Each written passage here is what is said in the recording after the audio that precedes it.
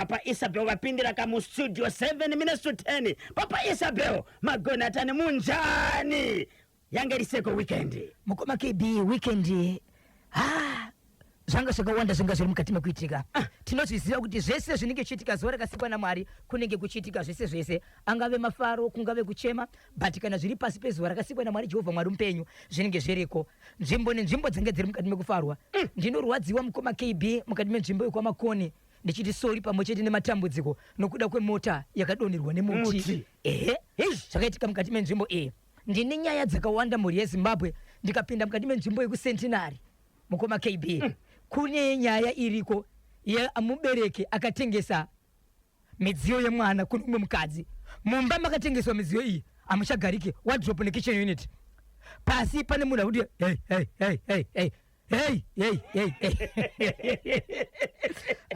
Zimbabwe zviri kuitika ka kusvikira amai vakatengesa midziyo vadaniwa kunzi uyai kuno kumidziyo yamatengera yaite kudongorera pasi pembedha kwakutanga kupira mwanangu ndiri kukumbira kuti usiyane nevanhu ava vana kukamaniwa vari vatengesa zvenizvi ndine nyaya mhuri yeZimbabwe yemurume akaroora mukadzi wake iyi igokwe Harare Chitungwiza aroora mudzimai wake iko zvinozvi aane makore anosvika 3 years aine mukadzi wake mukadzi uyu paakamuroora haana kumuwana ari mhandara ndobva muroora izvezvi vatori ne2 years nemwana wavo murume akazobvunza izvezvi mukadzi kuti wai ndakakuona usiri mhandara after makore mangani atapinda mu3 years noti pandori nemwana mukadzi achibva sezvakaitika ende akaita zvokubatwa nemunin'ina wemurume watete vake zvakaitika ipapo mhuri yeZimbabwe ndo zvine nyaya ndinayo panapa kuti munzwe vagari vekumhondoro mubaira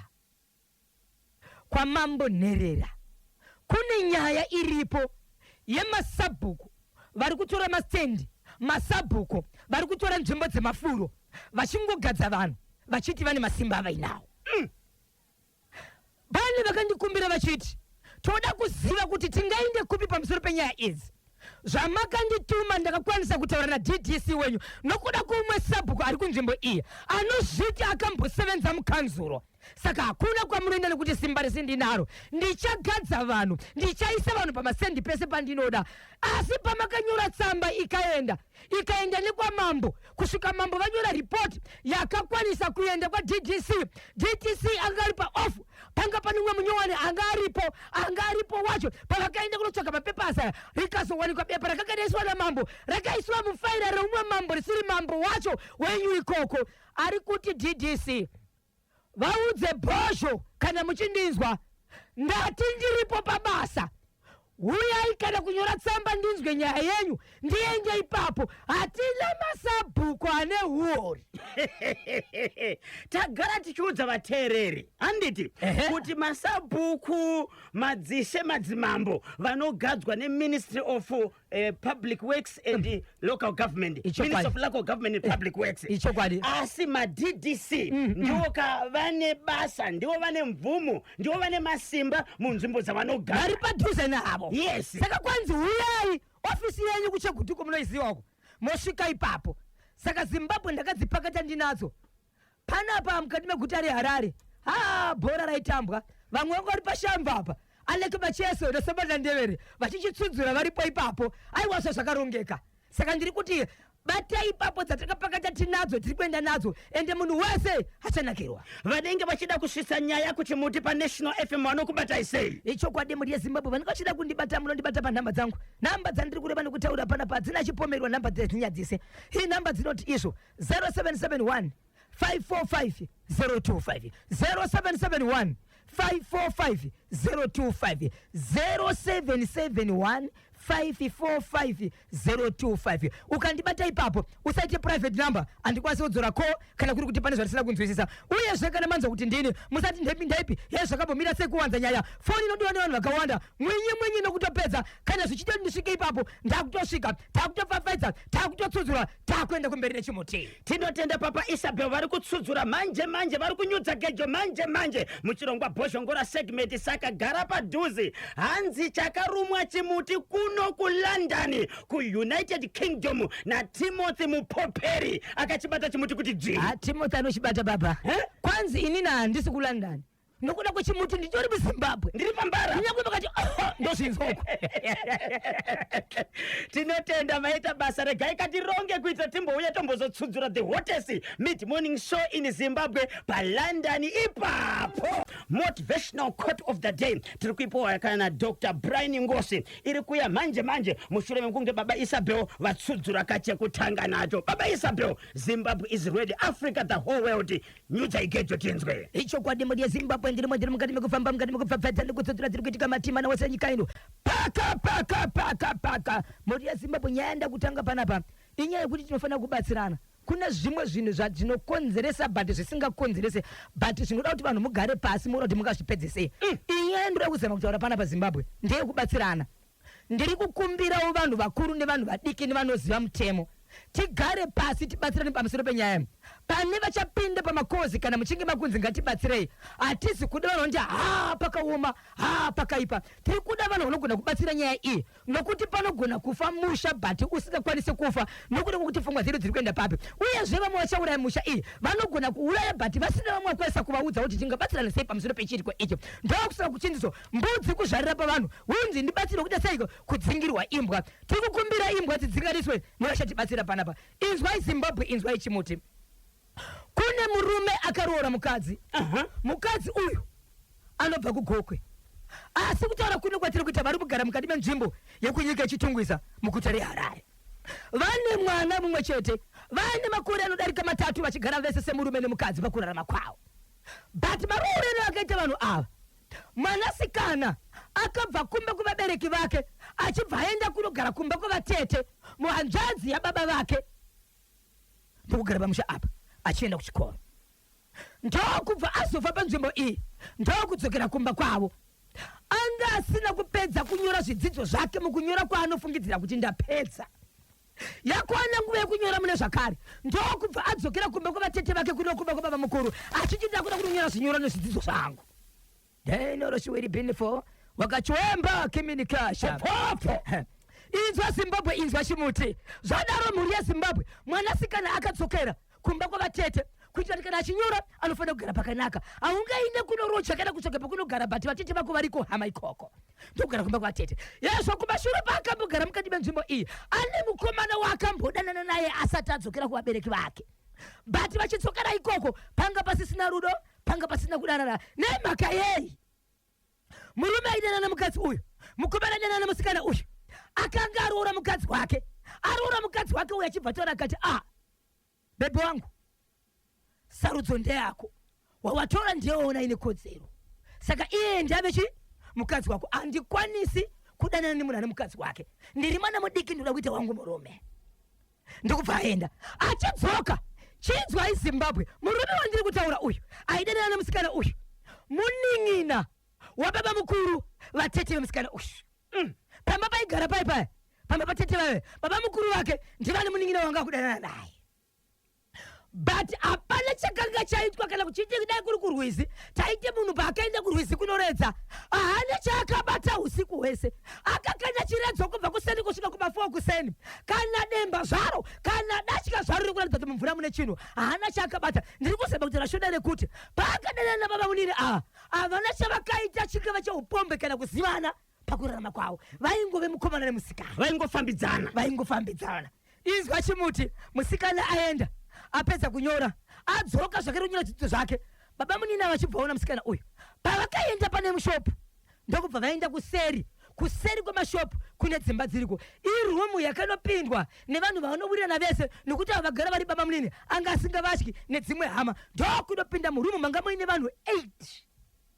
Vapinda varipo 8 anoti handizivi zvakaitika mumba umu kuti pane dhiri rakanga rarongwa here. Handizivi, ndiri kungoti zvakaitika ndinombofunga kuti pane zvakarongwa dzimwe nguva ndoti handifunge. Vanhu vakatanga kubuda 1-1 time ndikada kubuda inini ndakabva ndavharirwa dho. Umwe munhu angasara imomo achibva buda kuchibva kwasiwa mukomana iyeye neni. Pandakada kurwa dho zvesimba rakabva razembereswa kuseri kwaro negastek aya mazihumba ndobva ratsigira vanhu vachibva vasara vari murume. Zvakaitika kumapasi 5 dzezuva ravira. Vanoti takakikiritsana imwe makuno svika kuma 8 manheru kuma 9 manheru ndakaridza mbere ndikazama kuita sei dzimba dzanga dziri kusarira hapana zvandakakuina kuma pasi 9 zomanheriyowo ndopakazonwira murume achibva ndibata. Andibata kudaro ndichibuda mumba ndakafonera baba mukuru anova ndiye murume watete vangu anga ari kubaza akati maini ndiri kuuya titaure vachibva vauya ndikushedza vatete nyaya ichibva itaura zvikanzi shedze baba ndigare pasi ndobva kugara pasi baba munini akati hongu ndakamubata nokuti munhu pandikadanana naye handina kana zvandakamboita chifundiso iso chichazorora naye asi ndazotizirwa nemumwe zvakandirwadza kuti musikana ndakadanana naye kwenguva yakareba kudai so chokwadi here ongoenda handisi kuramba saka handisi kuramba ngauendite mukadzi wangu ndibamunina ndiri kumuda uya kuteni uite mukadzi wangu uye akati ndiri kubva kunyora ndino zvinhu zvandinoda kuita ende abatwa kudaro angasati apedza kunyora akabva aenda kudonyora zvakare zvokuti ane kukanganisika kwaakaita ndokubva ati ina handikwanisi kuenda pabarika ndokubva aramba. Nyaya iyi haina kutakurwa kuendeswa kuvabereki vemwanasikana uyu yakatsikwa nababa mukuru navatete nemusikana uyu.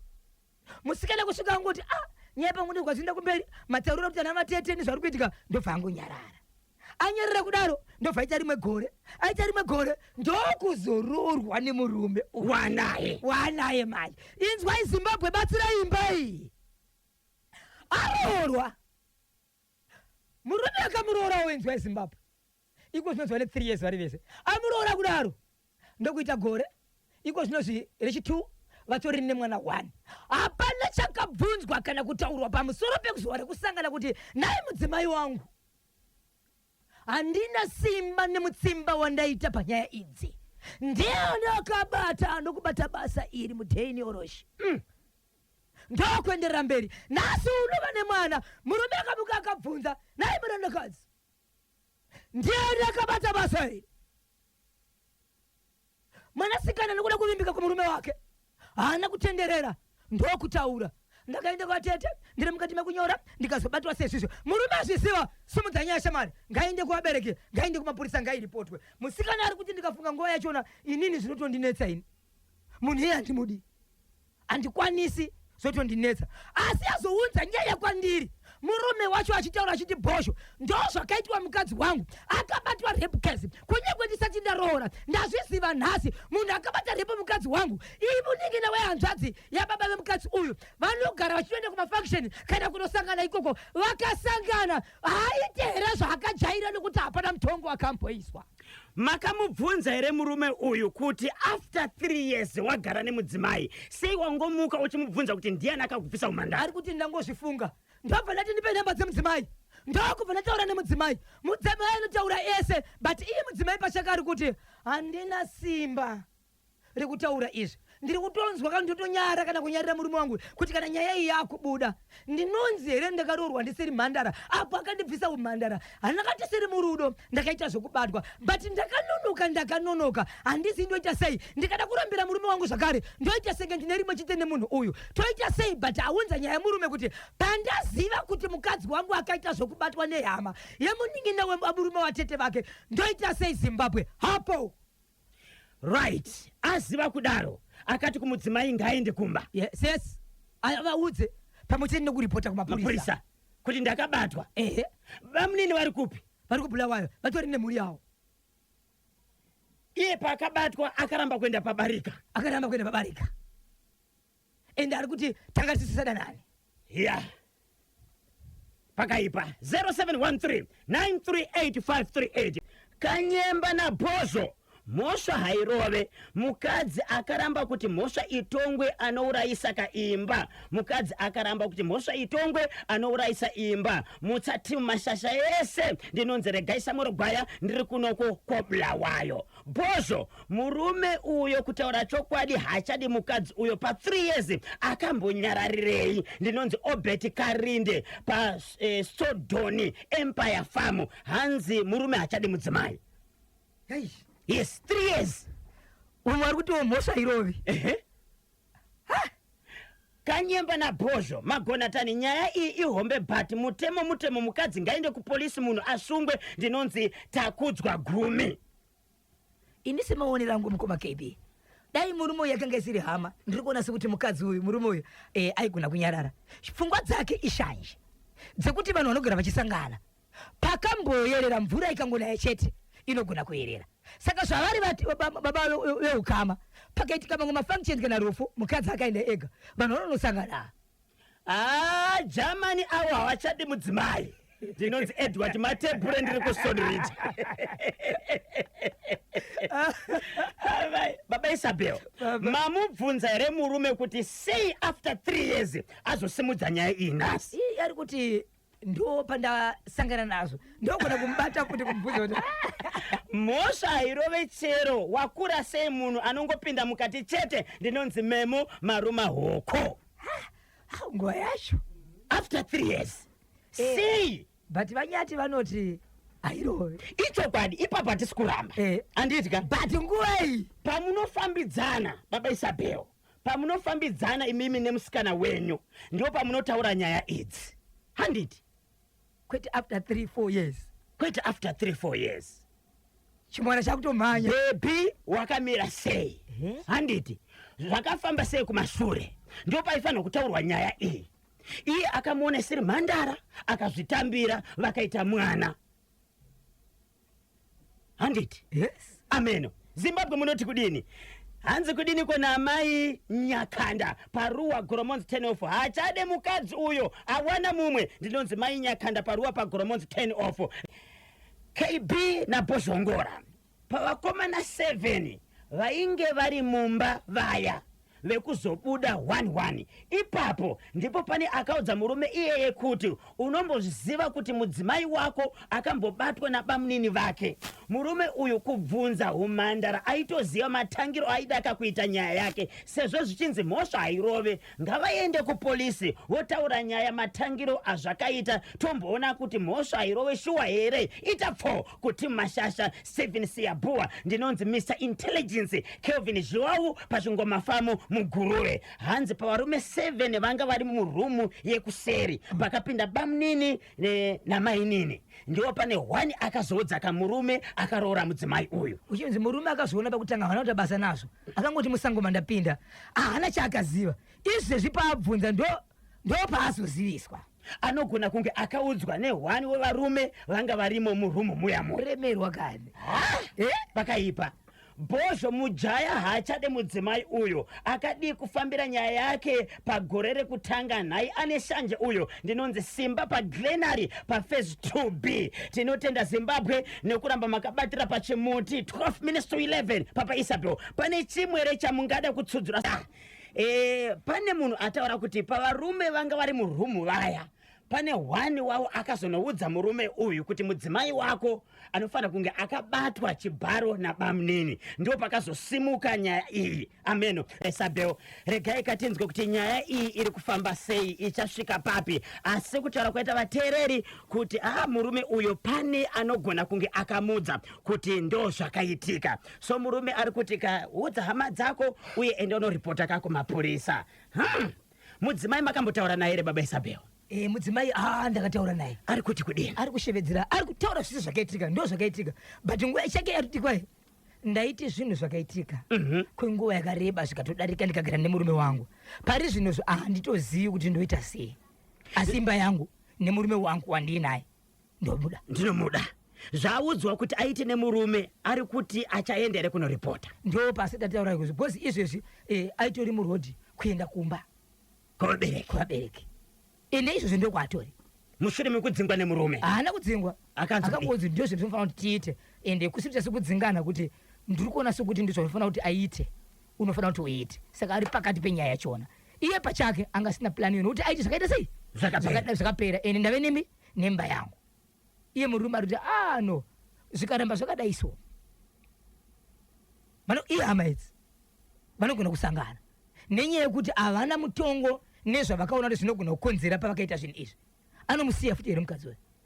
Mamubvunza here murume kuti kana akaenda kunoripota kumapurisa zvese zvinenge zvaitika acharamba anaye mudzimai wake? Tinogona kumubvunza kana singakanganisi mukoma KB ari pamhepo izvo zvakateerera. Ndiri kukumbirawo baba vane nyaya tiri kutaura iyi tibatewo mutiudze kuti mukadzi wenyu kana achinge aenda kunoripota kumapurisa sokubatwa kwakaitwa nemumwe murume musati maakugara mese imimi muchaita sei? handei nthawi zikudyana pfapfaidza ichimwe tinzwe icho kwadi muri yezimbabwe ndirimo mukati mekufamba mukati mekupfapfaidza nekutsudzura dziri kuitika matima nawo senyika ino ndinoziva chimuti munenge makabata muri mukati mekufamba nacho paka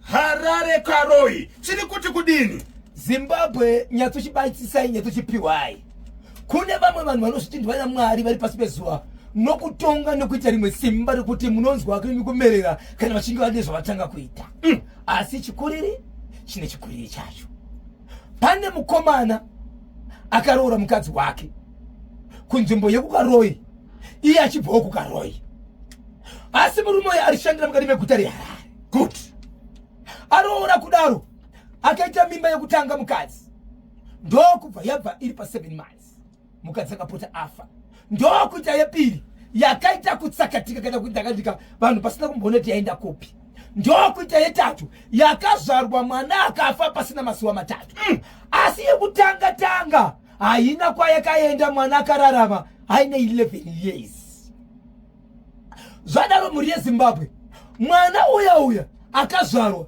akafa nezuva rimwe chete muroora aita zvokuenda kuchichine kufamba achiti kumurume wake iwe maitikira kuita zvinhu aya iwe aitya kubuda nekududzira iwe murume achiti ye chikwe iwe ati moenda kuchechi haya zvemaprofita yeya vanenge vachihumana iwe mwana uyu akafa akaita zuva 1 uyoyo vatezvara vakasvika pamba vachiuya kuzonyeradza mwana wavo vachiti mwanangu usachema ndini ndakapinda mupurazi rako nezuro ndokubva ndavhima ndichamboitawo tumazuva tumaviri tutatu sezvo ndabata kari katsvana kanodyika nemabhonzo ako apo mwana afirwa baba Isabel muri kuti chii chakaitika baba vaiudza mwana wavo afirwa mukomana kuti usachema mwanangu mupurazi mako munogona kupinda vanhu vakatovhima usingazivi unozochemewo semuridzawo kuti mune mbudzi yangu yangabereka pevati ndini ndakabvima katsvanaka ndichamboitawo tumazuva tumaviri tutatu akakari nani because kanochikewo nyange nemabhonzo kadikaka vachudza mwana muroora akati mwana murume zvandaikuudza zvikanzi mndanenge ari kurwara zvikanzi right kusvikira muroora azoti iye murume wangu pasvika azere rasvika mwanangu iri ihombe ini ndakuenda kwedu ndinogona kusara ndikafa inini ndokubva nemwana kukaroi ndokupinda mukati meguta kumabvuku ndobva asiyira mwana murume akati ndakuenda kumba kwedu murume achibva aenda akaoneka kubva kuna vamwene navatezvara nehama kuti veduwe inini ndiri mupenyu wandanga ndinaye mupenyu ndakusiyira mwana akura sei 11 years ari mukomana nhumbu dzakabva nevamwe vana vakashaya vangani ari kuenda kuita 4 kusvika dzaibva neuyu akazofa azvarwa but aine 2 days kozoita imwe yakatobva ikapotsa itomuuraya koita imwe yakangoti iri kuma4 months ikangonyangarika so zvadaro mukomana uyu asiyirwa mwana wake muguta reharare mukadzi aenda vatezvara vakafonera muroora namba vanga nadzo vachichedza nemutupo vasese muroora wangu kaya kaive katsvana kanga kari kadiki ndawane mujonjo ndamboti ndimbopinda mupurazi renyu kunyange usipo but ndiwo wakasiya wasakura ndiwo wakasima ndiwo wakaita zvese but ndimbopinda mupurazi menyu apo muroora aramba akaenda kumba kwavo uyu muroora iya baba vana kuudza mwana wavo vakafondera muroora ndiye akazofondera murume wakati iwe baba vakuona zvakati mashoko akamboita pakutanga aya vandifondera nhasi vachiti ndombopinda mupurazi mako handingatadzi kukuudza ndiwo wakasiya wadyara ndiwo waisakurira zvese ndiwo waita ndidika ndambopinda mupurazi mako hapana kuta 2 days mwana mukomana achibva adonha uyo awo mashaya mwana achakwasikana kuzvibatsira akutopfekedzwa mapamba zvika ndavakuudza kuti kudii murume uya ndikutsvaga mubatsiri kuno kuharare ndobva hanzi aiwa kasira handi kuna baba vako kumba atakura mwana nemubatsiri ndokuenda kukaroi vasvika kuya mwana mhino mvura dzakagezeswa achibva anzi usapinda muyadhi kana baba vasiriwo vatanga kusvikapo ende pasasvika umwe munhu baba ngavatange ndobva asvika kugeti asvika kugedhi nemwana vakaenda nemotokari vaenda nemotokari vachisvika kubus stop ndobvasvaka chingoro ndosvakatakura mwana vachingoti kugezi gedhi anzi baba vaposvikanzi ndaya nemwana ari kurwara baba vachibva vasvika baba vachisvika kugedhi kune mwana kuya baba kutanga kunanzva mwana muviri wese nerurimi sezvinoita mombe kana ichangozvara mwana waini izvezvi kutanga kunanzva amai vanove amai muzukuru mudzimai wababa ndokusvika kugedhi vachiti nei baba munozviitire masiku anoreiswa sezvapari kuita svika ndobatsira aiwa vasiyei apanga ka baba vachingopedza kudaro ndiye kungoti gochogocho ndiye pasi mwana ana kuzopinzwa vai umo achibva anzi mudzorere ngoro ngadzokere mota ndobva vasvika kumba ndobva vatendera kumba vachibva vaita zvavakaita vachibva vaita zvakaita baba vachibva vadonha chinopinda mumba kwanzi vanga kuita sekuti vanomboriba muromo uchidzoka mumashure vachirima muromo vachishedzera kuti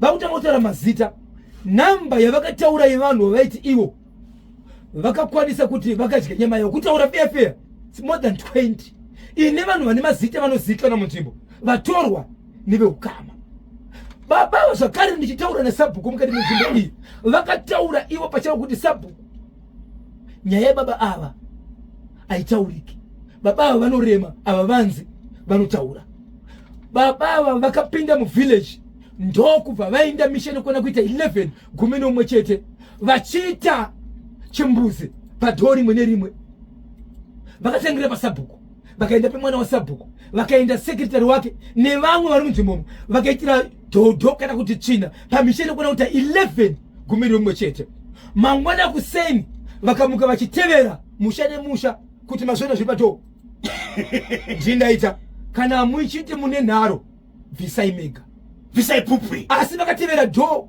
by dhoo ane nharo anoti akasimba ngabvise pupuri vanhu vachibvunza tine mhosva kuti aiwa hamuna mhosva hamuna chamatadza asi kana muine nharo yekuti munogona kubvisa pupuri endai bvisai pupuri go ahead so pane umwe musha wanga une muroora akanga ne 2 days aroorwa aita zviro zvekuti anofamba kuseni achiita chiroora anotsvaira usiku wounganidza marara then vanatezvara neveukama kana vamuka mangwana kuseni vanoisa mari ipapo pachizotsvaira anga atsvaira imwe pupu yange itika padhoo ari muroora atsvaira usiku asina kuzviona nekuziva ndokutondora ruoko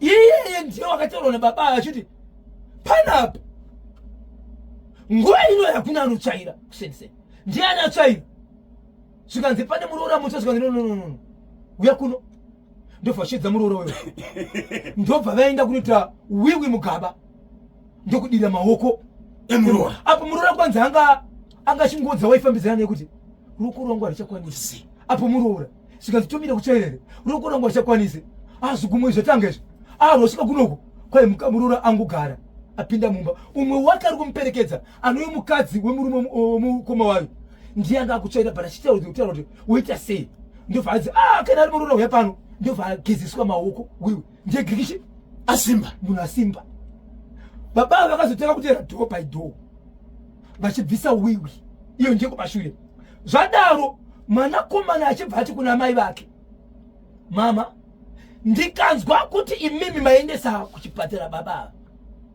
ndiri kuita ngozi demo ave ngovasiyeya ndobva enda kuhama akati mwana wangu ari muchikoro mwana wangu ari mugedhi ari kugedhi kuchingoro haana kupinda mumusha endai munozozvitora hama yenyu vachisvika vanhu vamwe vaitosvika ipapo vachitonzwa achitaura mazita ekuti mwana wenyu nhingi musi wakati akaita zvakati nezvakati but aitaura zvinhu zvake ari 1 haana vamwe vaipinza veukama yangosvika kuti wabuda wenu saka izvezvi baba vari mumba havanosoenda kuchipatara vakangogara varumba imomo amai ava vane kutora chikafu wobva vavapa so sabhuku achibvazisa kuti ndozviri kuti wamba mune munhu sabhuku ari kuti no ndisiyei handina chaanditadzira murume uyu saka handikwanise ende haisi nyaya yedare saka shoko riripo ndazoudzwa nevamwe vachiti dai mazivisa mambo kuti munzvimbo iyi ndozviri kuitika mune munhu akadai nokuti vanhu varimo vari kutya nevamwe vanhu vane hasha neukari nezvakaitika kuti uyu musiye akadaro but amai varipo vari kungomupa chikafu chete varipo ipapo baba ava vari kurwara nei baba ava vanongorara vanozviitira pupu boita senge muno rona ninjere abasimudze makumbo pavakarara ndipapo vanongoshandurwa asi kutaura vane simba neenergy yekuti kana vachitaura hamuite zvekutsvaka dzimwe dzenguva kwe murume uriba udzoka panzvimbo vachingoshanduka varipo vachisvitira popo mudzimai wavo ndianenge achivashandura achibvisa but mwana akasiya ati ndikanzwa kuti maenda kuchipatara achiudza hama nezvo vasopo avangatipedzera mubatsiri achibvatora mwana ndokuenda kumba kwake mwana uyo izvo zvotonzi akuita singa ari nani nekuti nyaya iyi yakatanga musi wefriday musi wefriday wo nhasi mandi asi haana kufa mwana uyo mupenyu ya Karoi vamwe vevanhu vanga vari palisi yanga ichitaurwa nababa vachiti ivo vane chekuita nezverufu rwavo ndiri munzvimbo vamwe veukama veitiwa ipapo vamwe vana vavo vamwe vadzimai vavo noti zviya zvekuti veukama ka veukama nevasiri veukama patari munzvimbo idzodzo more than 20 nemanext village and vane mbiri yekuti vaitonongedzera vamwe kuti iwawo zvako zvakwana iwe nemhosva isiri yavo ende vakakunongedzera zvakudhakwa shuwa munhu kufamba achiita pupu madhoo evanhu kuti ndangoda kunzwa kuti mune masimba akaita sei seungezvo uri sabhuku iwe uri sekretary but nesimba rako kana uine simba bvisa pupu wega vakazoenda vega kuti vachibvisa vega iwo pupu iye vachiti haiwa amubvisa beyond, deep down, beyond, deep down, beyond, deep down, oh beyond, deep down, beyond, deep down, beyond, deep down. Yemedio varoia vanapiro mumba iwe po rikiti vo hai baba Isabel papa saka baba vapenyu vari kukaroi mwana komana ari kupi ari kuno kuharare kubasa nemwana wake ari kuno zvakare kune mubatsiri kwaanopota china chinoona so anoti anofadzwa nezuro achisvika ipapo achimhanyirwa nemwana kuti dhedhi wauya mwana angawo mashaya akupfekedzwa mapamba but mwana akutaura but kana achitaura sonda sokunonzi zvimwe zvachona anokunonokera zvimwe zvacho hazvinyatsobuda pakaipa 10 minutes past 11 ndo pafika nthawe pali manje pari zvino ikanzi Magonatani KB na Bosho Ngora ndakachibata chimuti kuti dzvi ndinacho nemaoko maviri ndinonzi Leonard Marowa ndiri ku California chakabatwa chimuti vakomana ai wakati notenda papa Isabel pane vari kubvunza kanhamba dzemubatsiri wamabvunza pamuchete wemataura wekukaroi kubatanidzira Harare 0714204235 0714204235 kana 0781 150 770 0781 150 ndinovimba ndidzo namba dzacho pakaipa kanyemba na Bosho ukaroora isiri mhandara atove mukadzi wako chaunganongozorambira mukadzi kana wamubata nechikomba anoenda uyu zvakaita asati aroora zvakaitika asati aroora hazvina basa ndinonzi baba Jesseline paBeatrice ndakachibata chimuti handichisiye ndiri mupenyu okay tinotenda hanzi zvakaitika mudzimai wako chinorambirwa kamudzimai kumubata nechikomba wanaye zvakudera zvisina basa iye anga chiri mukomana here anga chiri hatina kuzokwanisa kumubvunza kuti ko iwewo zvawakaita wazviudzawo here mukadzi morning kanyemba na Bosho shedza izita rangu katatu ndinonzi Ambuya Adonai Manyela pawimbo Shehudu School kunotoni Ambuya Adonai Manyela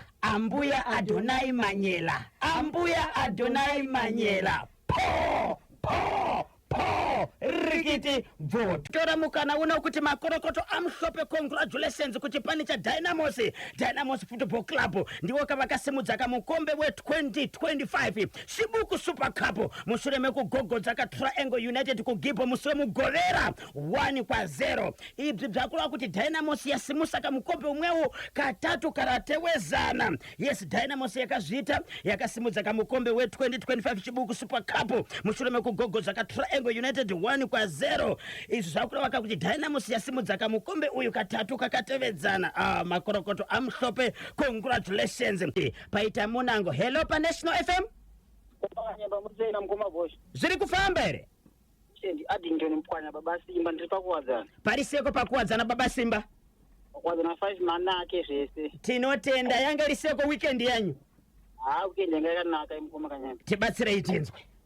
Ndira kubata mufesuko nyaya iripo kuti tingangosotenderera kupedza nguva ka. Mufesi haachada musikana, haachada mukadzi.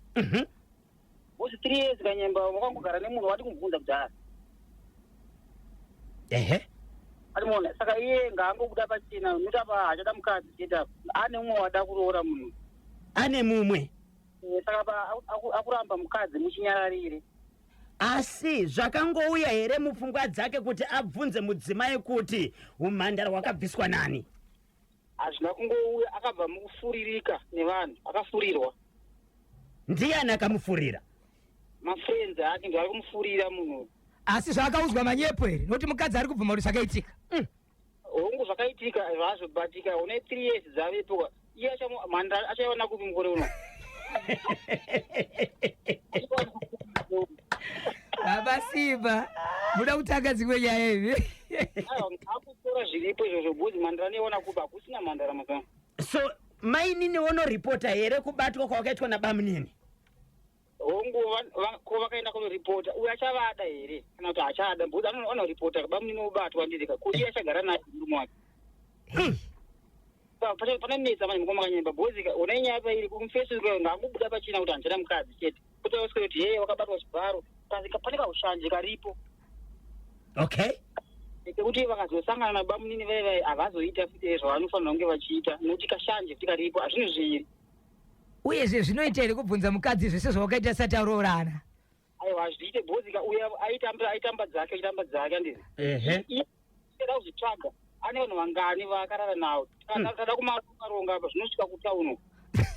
Handizivi kuti ndiwo here mutauro atinogona kushandisa asi iye angariwo murume here? Iye anga asiri.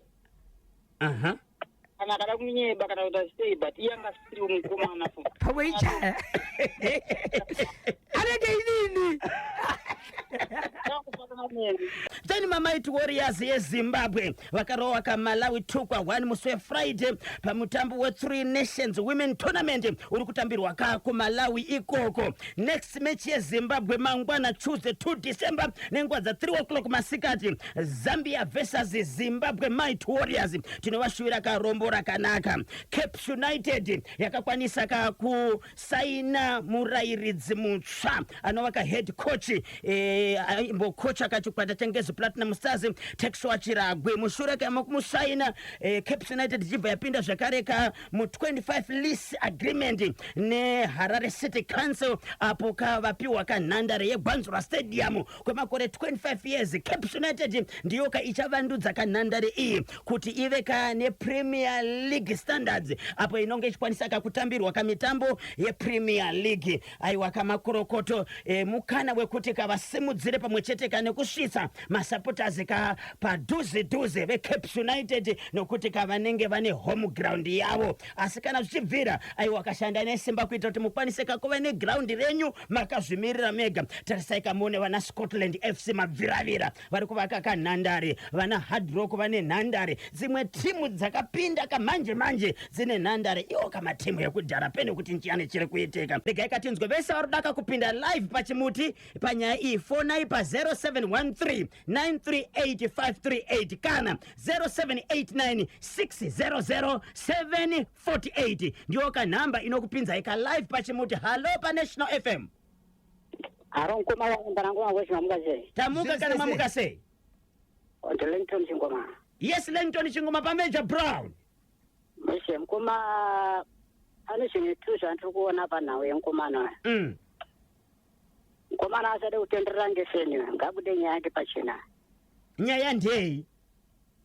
Ozi pane nhau yandiri kuona yekuti anogona kunge akaudzwa nenhau imwe yandiri kuona kunge anogona kunge akaona zvimwe, but ndichitarisa nhau inenge iri pachena ndeyekuti mukomana akaudzwa nditi. Saka apo chinogona kuitika ndachoti zvaaziziwa handitika chinogona kutopedza kutoti imba igone kuramba yakaenderera mberi nekunomera ndeyekuti panofanira kunge pachitwa matare panapa. Ndiri kunzwai. Mukadzi asadzivise murume kuti paite dare ngariitwe, iye ozonzwawo kuti papfungwa dzake padare pacho iye achafungawo sei.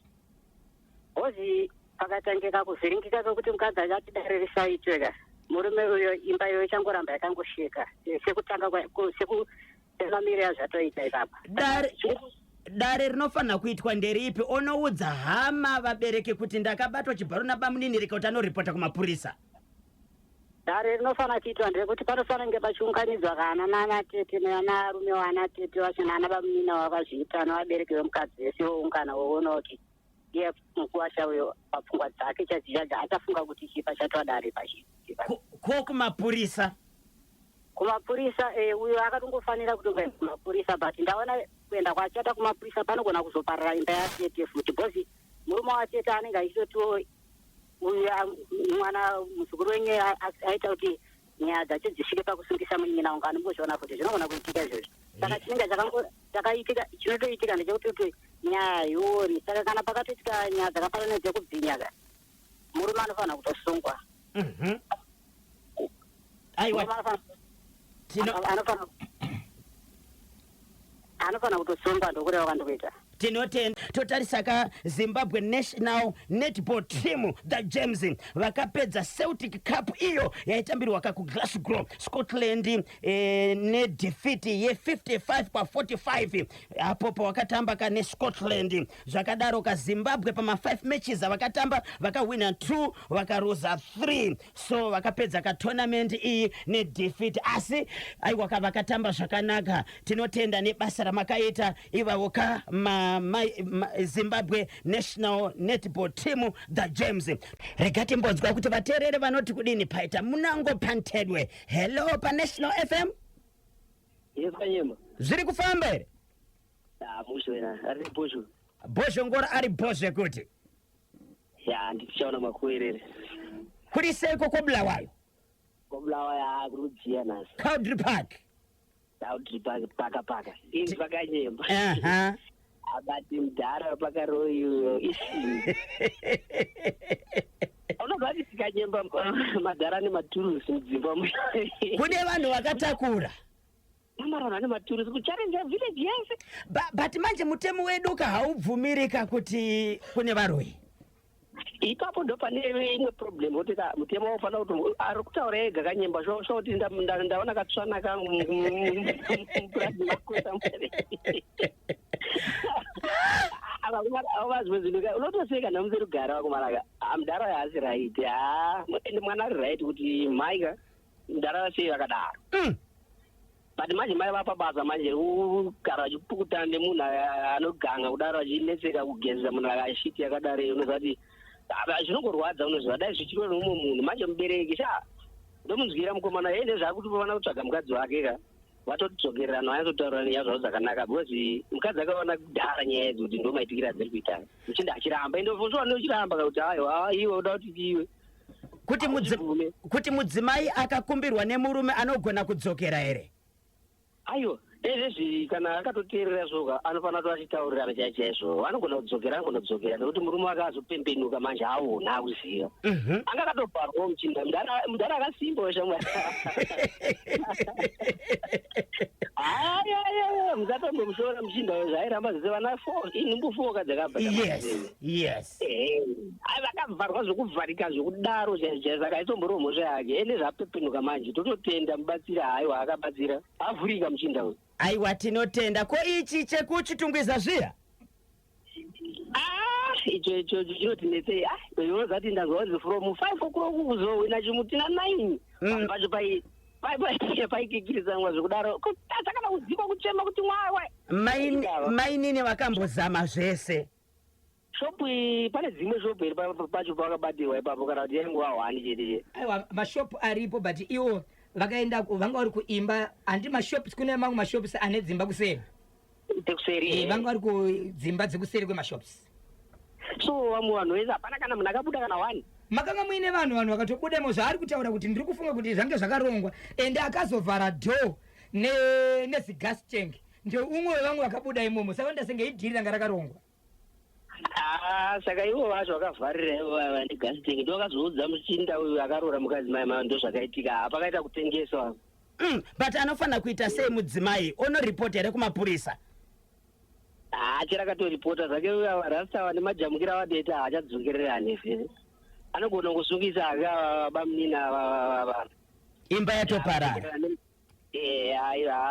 Toparara kuimba but kudzokera pachina pakanyemba hapasina kutovimbana pakaipa. Murume asataramba mukadzi Murume asataramba mudzimai anamboti mukadzi achakudi aringoti nyaya iyi ngaibude ngaifana kuripota. kumapurisa anofana kuenda kanyemba kuripota afana kuripota zvake asi hauchadzokera nemukadzi zvazvo hapaisina.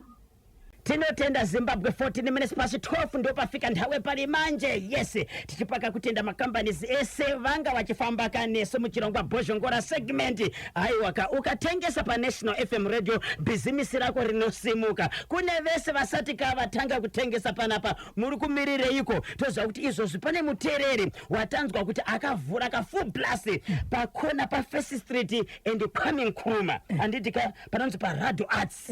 Radio Arts kwanza akarowa full blast akachibata unazodeiko. Motivational quote of the day kubva kuna Dr. Brian Ngosi ari kuti if you wait for your story to be told by another person they will use their own language in their own taste and your heritage will forever be distorted. If you wait for your story to be told by another person they will use their own language and their own taste and your heritage will forever be distorted. Saka taura wega story yako, taura wega zvaunenge uri kuitira kuti zvinyatso kusvika mune zvakanaka kwete kumirira kamwe munhu. Baba Isabel vachadaka kukubata kuti vasvitse nyaya dzavo munobatika sei. Ichokwadi muri yeZimbabwe tine nyaya dzatisakwanisa kupinda kafana nenyaya yepacentenary yewardrobe nekitchen ndi zviri kuita chishamiso mumba mushure mokutengeswa zviri zvemufi mangwana iripo. Ndine urombo muri yeZimbabwe kunzvimbo yekumudzi kune mvura yakawandisa yakanaya nezuro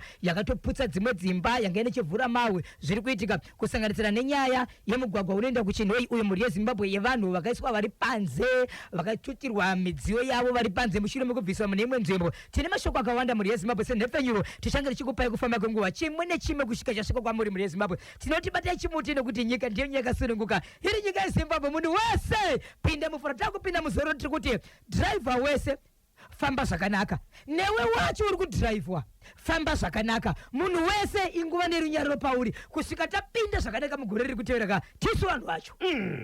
Vanoda kundibata muri yeZimbabwe munondibata panhamba dzinoti 0771 545 025 0771 545 025. Ndapota usabhipa sa agogo every day is a Friday.